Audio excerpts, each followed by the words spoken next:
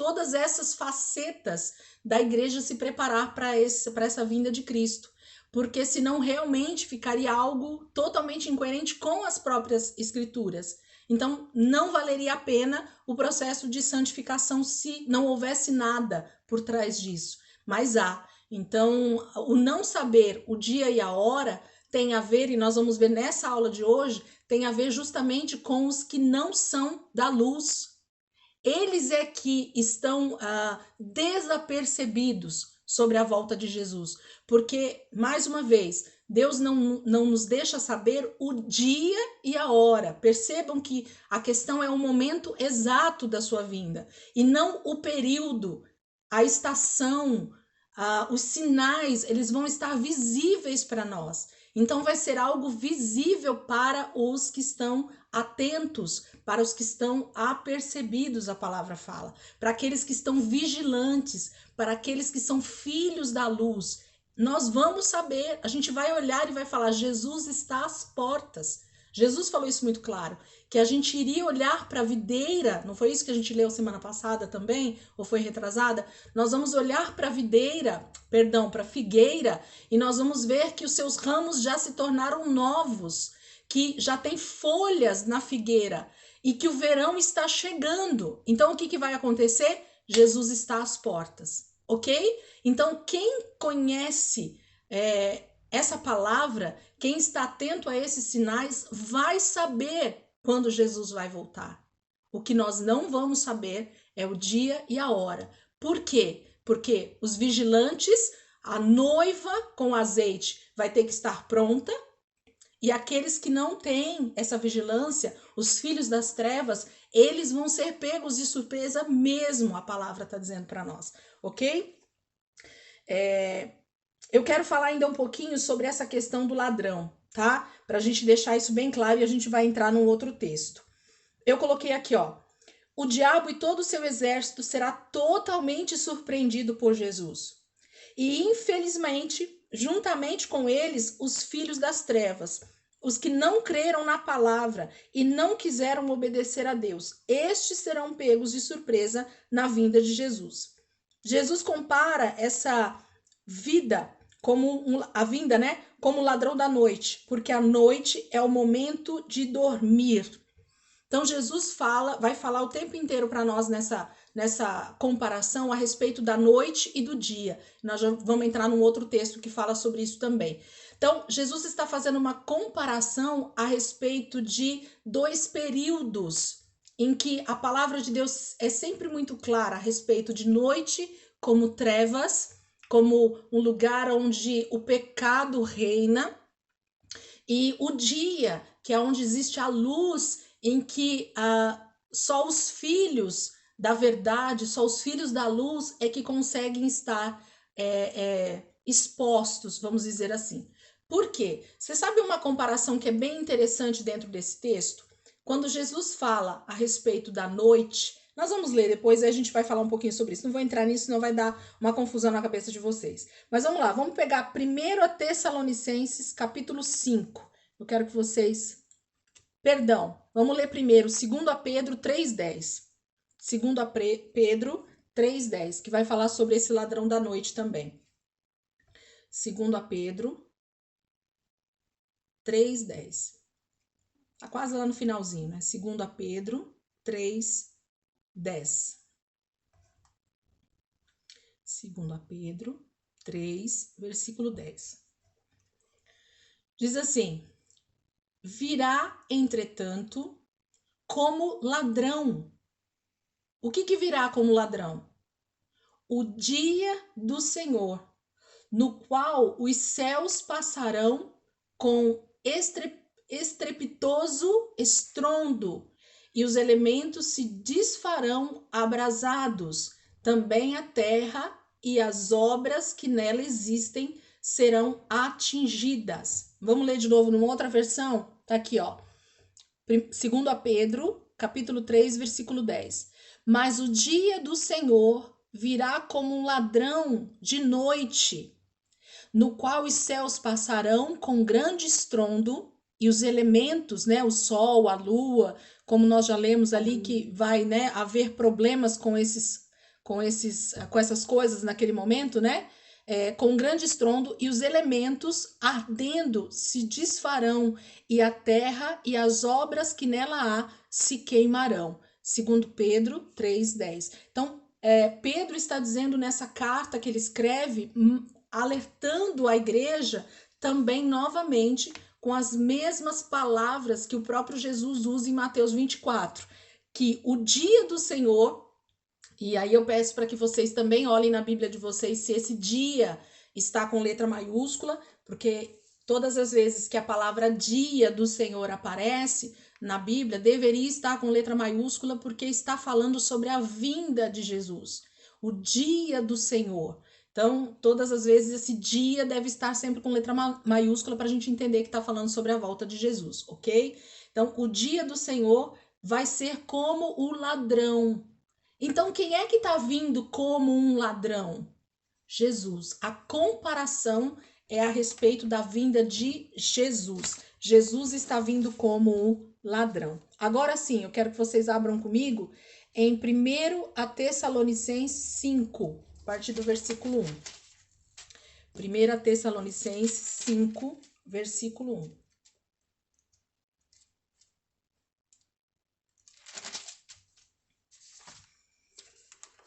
1 Tessalonicenses, esse eu quero que todo mundo abra, porque a gente vai fazer uma leitura um pouquinho mais extensa, do versículo 1 até o versículo 11. Então, eu quero que vocês estejam com a Bíblia bem aberta aí para a gente falar.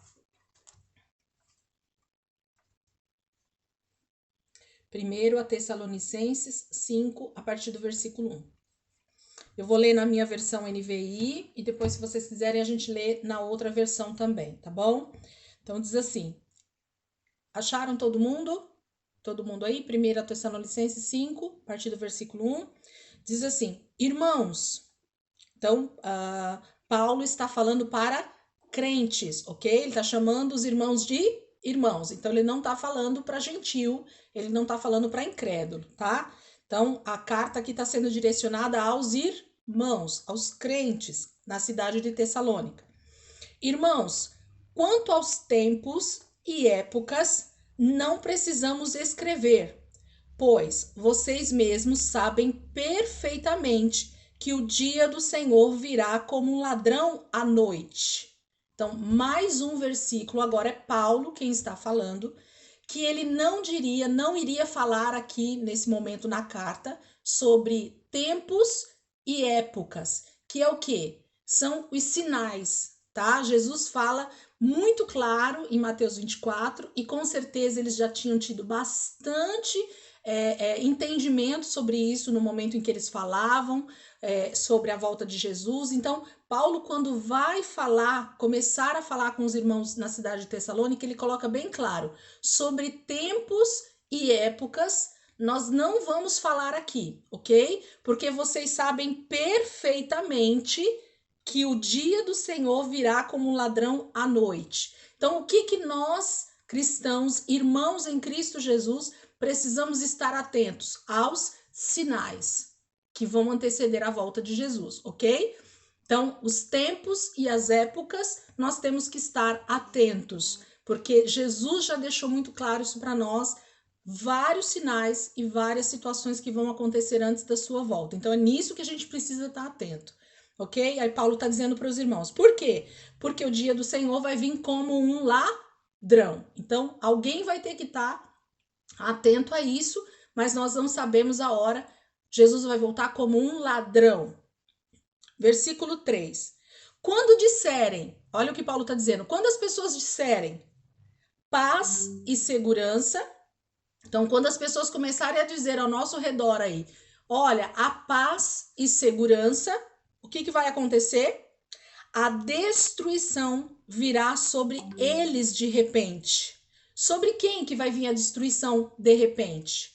Sobre aqueles que não estão atentos aos sinais, às épocas, às estações da volta de Jesus. As pessoas que estão em trevas, como nos dias de Noé, vivendo as suas vidas ao bel prazer, as pessoas que estão desatentas, que são desobedientes à palavra, elas vão estar totalmente desatentas à volta de Jesus. Então ele está dizendo assim: quando as pessoas começarem a dizer, quando vocês começarem a ouvir a paz e segurança, o que vai acontecer em seguida? A destruição virá sobre eles de repente. Então aqui mostra para nós, Paulo está dizendo com todas as letras, e nós estamos lendo aqui, que a volta de Jesus, ela também vai ser, ela vai ter antes desse acontecimento, desse dia do ladrão, haverá uma estabilidade sobre a terra. As pessoas vão dizer que está tudo bem, de que tudo que está acontecendo está tudo tranquilo. A paz e segurança. Esse a paz e segurança, eu vou até falar para vocês aqui que eu gostei muito da tradução no original. No grego, quando ele diz paz, ele está falando uma palavra chamada eirene, que quer dizer estado de tranquilidade nacional. Sabe quando a nação inteira, quando a terra não tem guerra, quando a terra não tem mais rumores de guerra, quando parece que está tudo em paz. É isso que ele está dizendo. Paz entre os indivíduos, as pessoas estão vivendo tranquilamente, né? Então, é isso que aparentemente a gente vai perceber no mundo, ok? Paulo está dizendo isso. Mas aí o que vai acontecer de repente? Haverá destruição. Por quê? Porque Jesus está voltando. A volta de Jesus está eminente quando isso começar a acontecer. Aí diz assim, olha, vou pegar do versículo 3 para a gente entender o contexto. Quando disserem paz e segurança, a destruição virá sobre eles de repente, como as dores de parto à mulher grávida, e de modo nenhum escaparão. Então, o que Paulo está dizendo? Que ele está comparando a volta de Jesus. Ele está comparando a uma mulher que está grávida, muito próximo de dar à luz, mas para as mulheres que estão aqui, que já tiveram filhos como eu, principalmente de parto normal, ou que tiveram dores reais na hora do parto, vão entender. Nós estamos bem, literalmente bem, em 1 minuto, e em 2, 3, 5 minutos depois, quando as dores realmente começam para a gente dar à luz, é instantâneo a dor. É instantâneo a vinda dessa criança. Então, nós passamos de um estado de total tranquilidade para um estado de total desespero, o nascimento de uma criança. Para os pais que estão aí também vão lembrar, né? Como que a mulher acorda vocês, principalmente de madrugada, geralmente, quando a mulher tá para dar à luz, né? É aquele...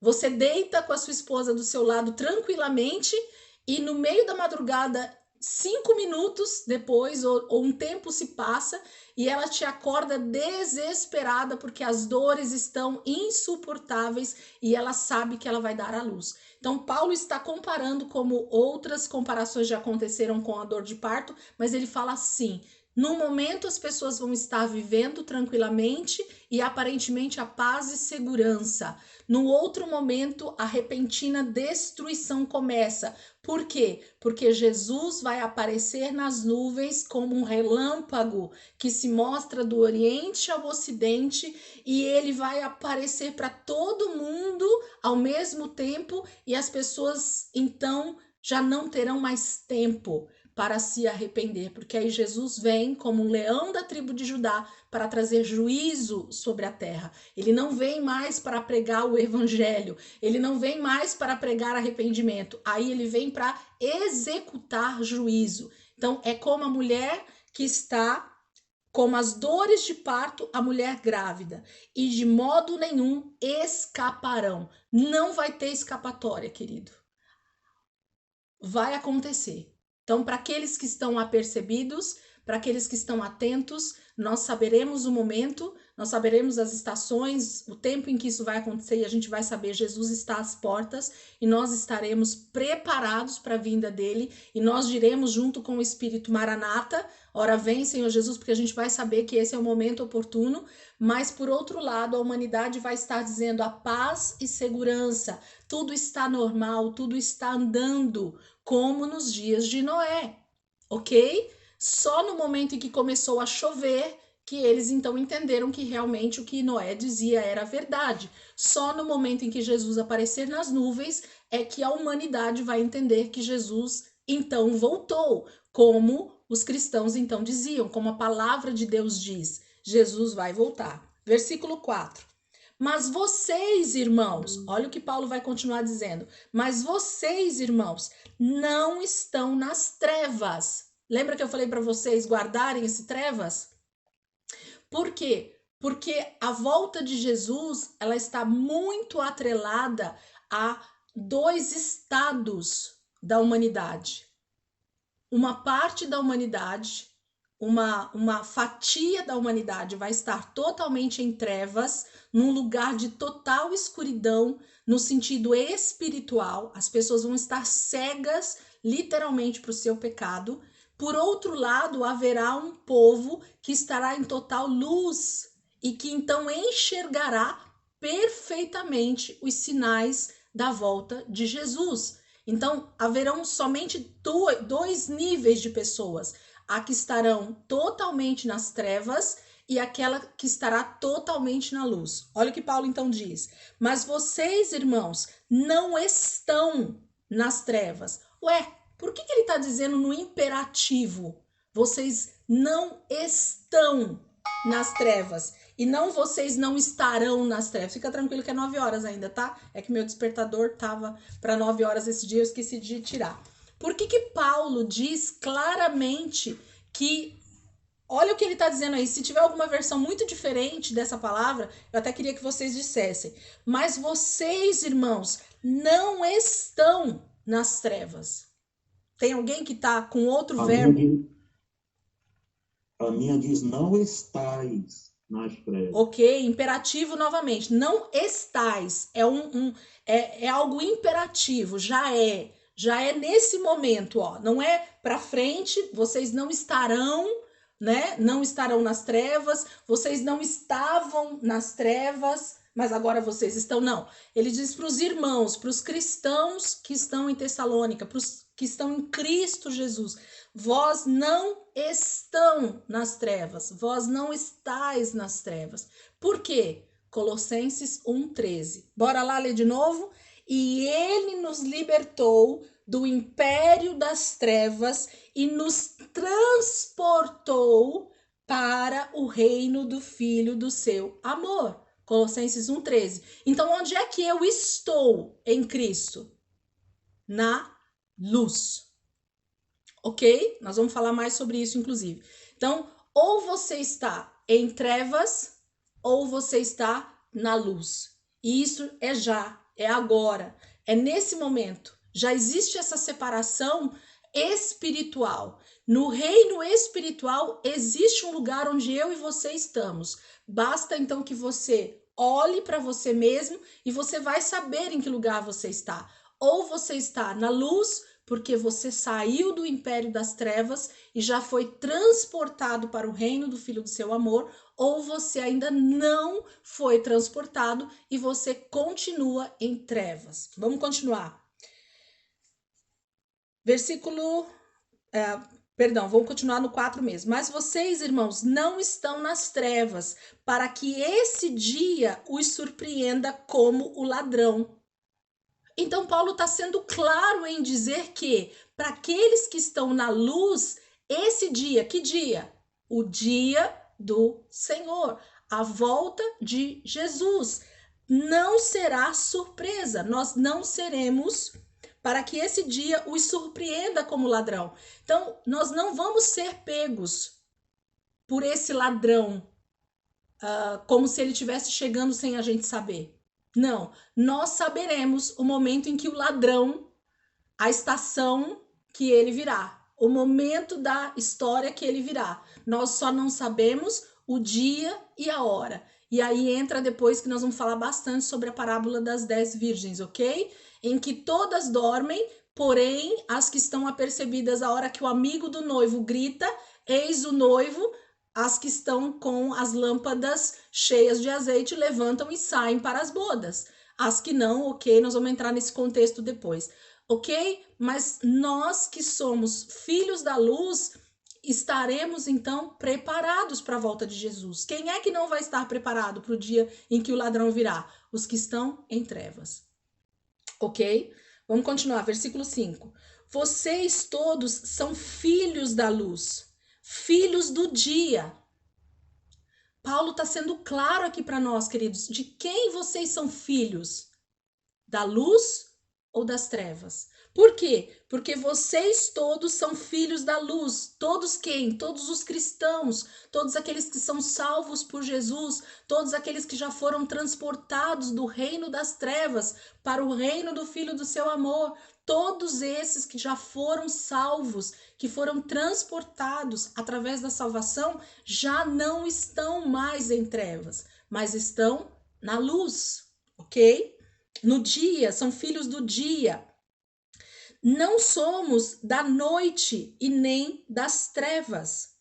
Portanto, não durmamos como os demais, mas estejamos atentos e sejamos sóbrios, pois os que dormem, dormem de noite, e os que se embriagam, embriagam-se de noite. Queridos, eu vou até ler o outro próximo versículo e nós vamos voltar. Nós, porém, nós quem? Os cristãos, que somos do dia, sejamos sóbrios, vestindo a couraça da fé e do amor e o capacete da esperança da salvação. Paulo, assim como Jesus, faz exatamente a mesma comparação para que a gente possa entender como é que nós então saberemos o momento da volta de Jesus. O que precisa estar muito claro para nós?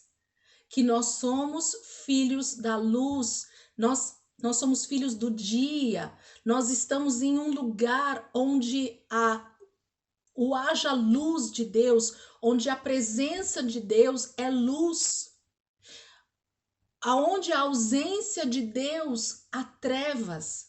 Aonde Deus não está, há trevas. Então, o que o cristão precisa entender e a separação que Deus faz sobre aqueles que vão saber o dia da sua volta, o momento, né, o período da sua volta, e aqueles que não vão saber o período da sua volta, é justamente saber, eu sou filho da luz e filho do dia, ou eu sou filho das trevas, do império das trevas.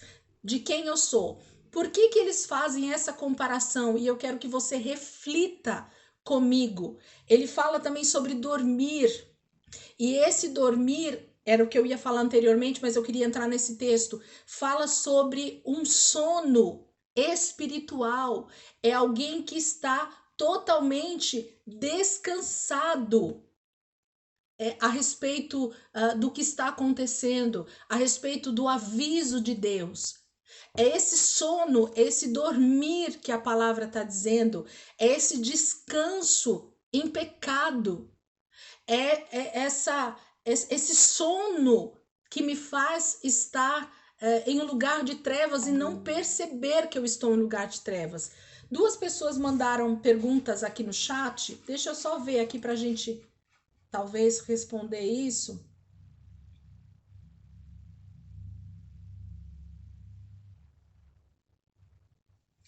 O Ivaldo fala sobre a nova ordem mundial e que vai trazer essa paz, sim. No momento em que o anticristo se estabelecer, é isso que a gente vai começar a ouvir, que a paz reina, né? Se eu aceitar Jesus em qualquer momento da minha vida, para quem perguntou aí, acho que foi a Verinha, se eu aceitar Jesus em qualquer momento da minha vida, eu passo a estar no reino do Filho do seu amor, ok? Então, esse transportar, queridos, quando eu falo sobre Colossenses 1,13, eu tenho tanta ênfase nesse versículo quando eu falo sobre isso, sobre a nossa salvação, porque é algo tão instantâneo, é algo tão soberano, é algo tão profundo que acontece no reino espiritual quando nós aceitamos Jesus, porque a palavra de Deus diz que nós somos transportados. Essa é a palavra que é usada. E essa palavra transportou é uma palavra exatamente como se eu dissesse que no momento eu estou num lugar e no momento seguinte, 1 segundo depois, eu já estou em outro lugar. Então, espiritualmente falando, há um transporte. Sabe um filme de ficção científica em que a pessoa ela tá no lugar, ela entra na máquina do tempo, ela sai em outro lugar no minuto seguinte, no segundo seguinte? É isso que acontece no reino do Espírito a respeito da nossa salvação. Em um momento, nós estamos em trevas, totalmente no reino, no império das trevas, no reino de Satanás. E no momento seguinte, no segundo seguinte, nós já fomos transportados para o reino de Deus, para o reino do Filho do seu amor. Então a salvação ela é instantânea. E é nesse lugar de luz que nós, como salvos, devemos estar no momento da volta de Jesus. É nesse lugar onde a luz, onde a presença de Deus ela reina, é que eu devo estar. Então, caminhando debaixo da luz e não nas trevas. Vamos voltar um pouquinho nesse versículo que eu quero extrair um pouquinho mais de entendimento para vocês a respeito disso. Versículo 4 de novo. Mas vocês, irmãos, não estão nas trevas para que esse dia os surpreenda como ladrão. Vocês todos são filhos da luz, filhos do dia. Não somos da noite e nem das trevas. Portanto, não durmamos como os demais, mas estejamos atentos e sejamos sóbrios, pois os que dormem, dormem de noite. Quem dorme, dorme porque está em trevas, dorme porque está na noite, porque sente a escuridão. Então é como se fosse automático dormir espiritualmente, porque eu estou em trevas. O que o diabo faz é com que aqueles que estão no império das trevas durmam espiritualmente. Então eu estou adormecido todo o tempo, ok? Mas eu quero falar um pouquinho mais, olha só. Versículo 7, pois os que dormem, dormem de noite, e os que se embriagam, embriagam-se de noite. Queridos, tudo que é de pior no quesito pecado, qual é o horário que isso é feito? As pessoas vão para a prostituição em qual horário? As pessoas costumam ir para o bar, para as baladas, em qual horário? As raves normalmente são feitas em qual horário? Quem tá falando? Perdão. Tudo que vocês possam imaginar, as pessoas usam drogas em qual horário geralmente? Ainda que hoje, à luz do dia, isso se faça. Mas vocês podem perceber que essa comparação da noite, ela tá muito atrelada principalmente ao pecado. As pessoas, quando querem esconder o que elas estão fazendo, onde é que elas fazem as coisas que elas estão fazendo? Às claras, no meio do dia, para todo mundo ver? É assim que as pessoas fazem o pecado? Não, é sempre às escondidas, é sempre na escuridão, é sempre num lugar onde ninguém possa me ver. Então, tudo que é feito nas trevas, tudo que é pecado, tudo que vem do império das trevas, diz respeito a uma noite. E eu posso dizer para vocês que tanto a nível espiritual quanto a nível físico, diz respeito a esse período de escuridão, de trevas, de noite. Por quê? A palavra de Deus ela é repleta disso, e a maioria aqui vai saber do que eu estou falando, porque eu sei que são pessoas muito maduras na fé. Vocês podem perceber que, por exemplo, o Salmo 91, que é muito citado sobre batalha espiritual, sobre a questão de ser guardado por Deus, as pessoas deixam lá aberto para ser guardado, né, do diabo, nananana. O que o Salmo 91 ele traz para nós? Ele traz um paradoxo, né? um contraste bem grande, em que ao meio-dia Deus nos livrará de um tipo de peste. E à meia-noite ele também nos trará o ápice da noite, que é meia-noite, que é o ápice da escuridão, ele também nos trará um livramento. Então, vocês podem perceber que o período noturno, o período das 6 da tarde às 6 da manhã, Naturalmente falando, é um período de muita tribulação na Terra. É um período onde as pessoas parece que elas saem de casa justamente para pecar. O principal intuito do ser humano à noite é o pecado. Então, tudo que se marca, tudo que se faz à noite, geralmente está ligado ao pecado. E eu estou falando no âmbito espiritual, ok, queridos? Então, me entendam aí. Estudar à noite é pecado, Elisângela? Então, estou indo para pecar? Não estou falando sobre isso. Eu estou falando em tudo que diz respeito ao pecado. Vocês podem perceber que os bares, as raves, as boates, os motéis, tudo que vocês possam, as ruas de prostituição, os prostíbulos, o que mais? Principalmente ai, Jesus, eu ia falar, é feio essa palavra, né? Os terreiros, né? Não era bem isso, não. Os centros religiosos da Umbanda, da Quimbanda, do Candomblé, da magia negra e todos esses rituais, qual horário é feito isso tudo? 9 horas da manhã? Meio-dia, no meio da luz? É nesse horário que é feito isso? Não. Então, eles geralmente buscam um período noturno, o período da noite, o período onde há trevas, onde há escuridão. Por quê? Porque isso diz respeito aos filhos das trevas, ao império das trevas, ok? Eu vou gravar uma aula, inclusive, que chegou nela, e é por isso que talvez isso tenha me vindo à mente também essa semana. Eu pensei bastante sobre isso. Eu falo sobre o reino físico e o reino espiritual no curso básico de teologia que eu já dei para essa turma e estou gravando as aulas e colocando no YouTube. E quando eu entro nessa aula sobre reino físico e reino espiritual, eu explico essa questão da noite e do dia. Vou falar bem rápido aqui para vocês perceberem isso, porque isso vem desde a queda do homem, ok? Quando você lê Gênesis capítulo 1, você percebe que Deus fala todo o tempo assim: houve tarde e manhã, o primeiro dia. Depois Deus cria outra coisa e Deus diz assim novamente: houve tarde e manhã, o segundo dia. E assim sucessivamente. E aí depois Deus diz assim: e Deus fez a noite. Não, como é que é? Peraí, deixa eu pegar o versículo para. Eu odeio falar o versículo que não é o que tá falando. Deixa eu achar aqui, gente. Espera só um pouquinho.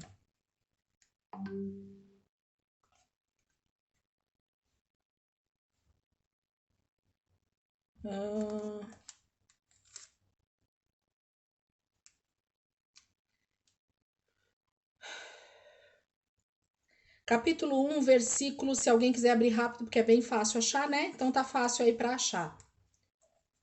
Versículo 14, diz assim: e disse Deus: haja luminares no firmamento do céu